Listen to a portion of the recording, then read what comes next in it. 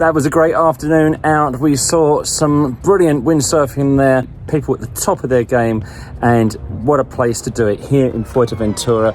And you could just see now the lagoon has flooded. Actually, as we were watching, the grandstand area, which is about here on this picture, started flooding. I was just thinking, would I get back without getting all the camera gear wet? Thankfully, I was able to walk around the lagoon. What I love about this event, it puts you right in the middle of the action as well. You're sitting right in the grandstand. You've got the competitors around you actually talking to each other. It's a very friendly atmosphere, even though it's very competitive, obviously.